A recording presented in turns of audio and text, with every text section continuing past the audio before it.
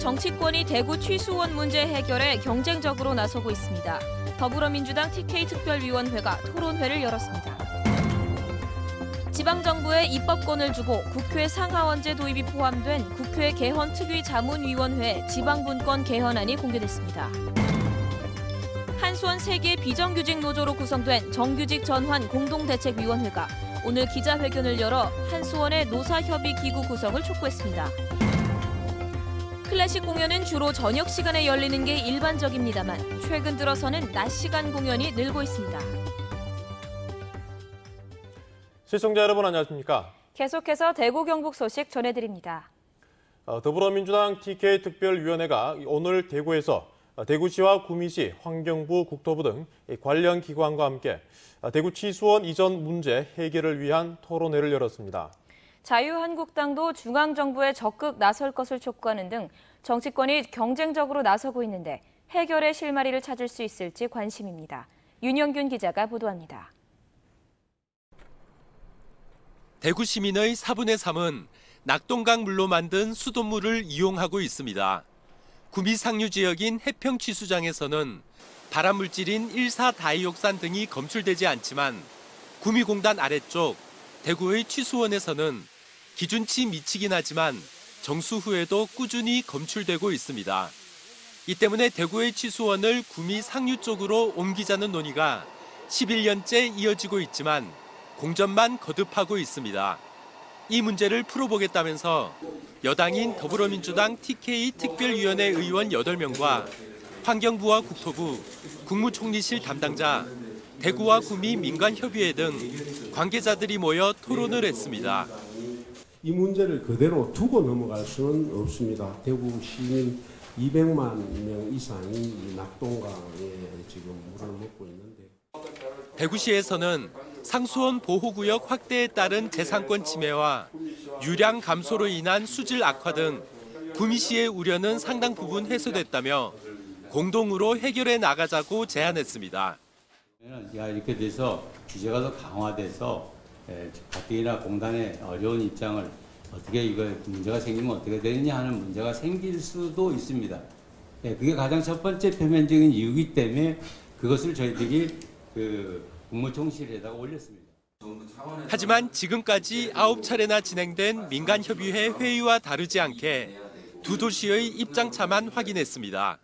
대구는 말 그대로 맑은 물을 먹는 게 목적이지 이제는 목적이 아니라고 생각합니다. 그래서 같이 상생할 수 있는 방안은 이전을 하지 않고 낙동강 수계를 전반적으로 우리 미래 후손에게 물려줘야 되기 때문에 관리를 해서. 이에 앞서 자유한국당 소속 대구 국회의원들도 중앙정부가 취수원 이전 문제에 적극적으로 나서야 한다며 더불어민주당과 공동 대응할 수도 있다는 방침을 내비쳤습니다. 여당과 제1야당이 선거를 앞두고 대구 취수원 이전 문제에 뛰어들면서 지지부진하던 취수원 문제를 이번에는 풀 수 있을지 주목됩니다. MBC 뉴스 윤영균입니다.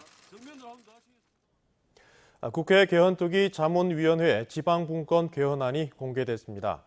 지방정부에 입법권도 주고 국회 상하원제 도입도 포함되어 있는데요. 여야 합의를 이끌어내기까지 상당한 진통이 예상됩니다. 김은혜 기자가 보도합니다. 국회 개헌특위 자문위원회 지방분권 분과가 분권 개헌안을 내놓았습니다. 헌법 제1조에 대한민국은 지방분권 국가이다를 명시하고 지방정부에도 지방세와 교육, 소방복지 등의 입법권을 부여한다는 내용이 담겼습니다. 또 권역별 지역 주민을 대표하는 상원과 인구 비례로 선출하는 하원으로 국회 상하원제 구성을 제안했습니다.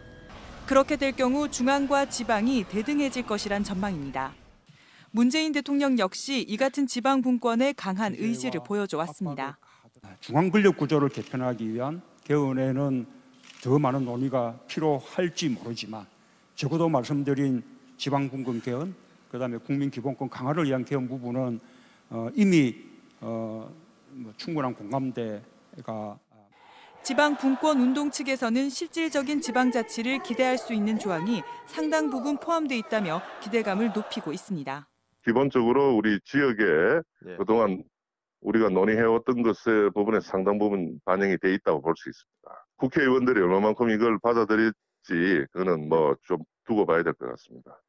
야당에서는 국세와 지방세 비율 조정 등 지방 분권은 법률 조정만으로 가능해 개헌 핵심은 권력구조 개편이 돼야 한다며 강한 거부감을 보입니다. 지방 분권은 거의 지금 사무 일괄 이항까지 다 지금 준비해놨지 않습니까? 핵심은 권력구조인데 왜 권력구조는 시간이 걸린다고 왜 대통령이 얘기를 하느냐. 국회 개헌특위는 다음 달 전국을 순회하며 지역별 개헌 토론회를 열기로 했는데 국민투표에 붙일 합의안이 나오기까지 정부 여당과 야당 사이의 줄다리기가 치열할 전망입니다. MBC 뉴스 김은혜입니다. 적지 않은 비정규직들이 근무하고 있는 한국수력원자력의 비정규직 노조가 한수원을 규탄하는 기자회견을 열었습니다. 한수원이 정부 방침까지 어기면서 정규직 전환을 위한 협의체 구성을 하지 않고 있다며 비판했습니다. 장미쁨 기자가 보도합니다. 한수원 비정규직 노조가 정규직 전환을 요구하는 집회를 벌였습니다. 지금 당장 노사협의기구 구성하라! 구성하라! 구성하라! 구성하라! 이들은 한수원이 정부 방침에도 불구하고 아직까지 노사협의기구 구성조차 하지 않고 있다고 비판했습니다. 한수원 현재까지 어떤 입장도 밝히지 않고 있습니다. 이것은 7월 20일 발표한 정부 지침을 명백히 위반할 것일 뿐만 아니라 우리 2,000명, 더 나아가 7,000명 비정규직 노동자를 우롱하는 그런 처사라고 생각합니다. 한수원 근무자 가운데 비정규직은 7,300여 명으로 원전 정비 등 생명 안전 분야에서 정규직과 함께 일하면서도 열악한 처우에 시달리고 있습니다. 호봉제도 없고요. 2년마다 업체도 용역업체도 변경되는 그런 불합리함도 있고 늘 고용의 불안에 시달리고 급여와 이런 것도 차이가 많이 나고요. 심지어 한수원에 있는 식당도 저희는 이용을 못합니다. 이에 따라 문재인 정부는 이달 말까지 노사 전문가 협의체를 구성하고 노사 협의를 통해 전환 대상과 방식, 임금 체계 등을 협의하도록 했습니다. 원자력 환경공단 등은 노사 협의기구를 구성하고 대화에 나섰지만 한수원은 협의에 나서지 않고 있습니다. 공동대책위는 정규직 전환 과정에서 노동자들의 실질적인 권익 향상이 뒤따라야 한다며 지난 6월부터 협의체 구성을 여러 차례 요구해온 상태입니다. 정규직 전환의 당사자인, 실질적인 당사자인 비정규직 노동자들의 이해와 요구를 반영하라는 것입니다. 명목만, 무늬만 정규직이지 처우 개선이나 이런 부분들이 차별들이 개선되는. 한수원은 용역 형태와 인적 구성이 복잡해 특정 노조와 협의를 진행하기는 어렵다는 입장을 밝히면서 구체적인 방안을 검토 중이라고 밝혔습니다. 공동대책위는 한수원이 계속해서 협의체 구성에 나서지 않을 경우 출근 시간 집회와 천막 농성 등 강도 높은 투쟁에 나서기로 했습니다. MBC 뉴스 장미쁨입니다. 대구시 선거관리위원회는 교회에서 자유한국당 입당 원서를 나눠주며 특정 입후보 예정자를 홍보해 공직선거법을 위반한 A씨에게 서면 경고했습니다.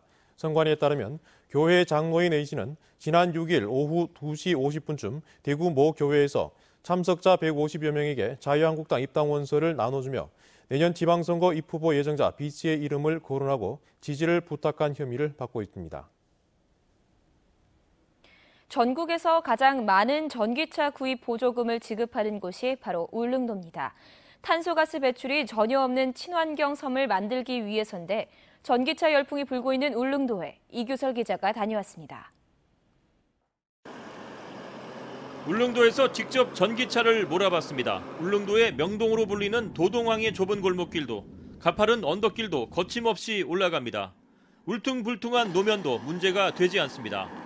울릉도는 지형이 험준해 차량의 약 70%가 사륜구동이지만 전기차도 큰 불편 없이 사용할 수 있다는 사실이 증명되고 있습니다. 우려와는 다르게 전기차가 힘이 좋아가지고 높은 지역도 잘 올라가고 겨울철에는 제설이 잘 돼 있어서 실제 운행하는 데는 크게 문제가 없습니다. 울릉군이 올해 보급 예정인 전기차는 142대, 전국 최고인 차량 한 대당 보조금 2,500만 원을 지급해 자부담 1,000만 원 남짓이면 신차 구입이 가능합니다. 세계 최고 수준의 전기차 이용 생태계도 함께 조성합니다. 울릉도는 당이 면적 0.9제곱킬로미터당 충전기 한 대, 인구 154명당 충전기 한 대로 노르웨이와 네덜란드보다 앞서는 세계 최고 수준입니다.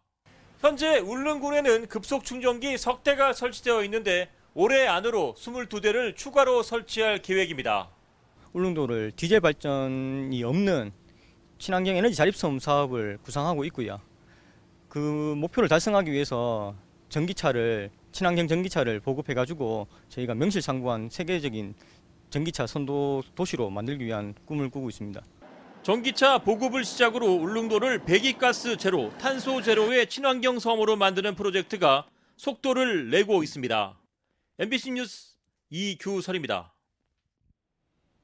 이 클래식 공연은 주로 저녁 시간에 열리는 게 일반적입니다만 최근 들어서는 관객들이 클래식을 가볍고 편안하게 즐길 수 있도록 낮 시간 공연이 늘고 있습니다. 이상원 기자가 보도합니다.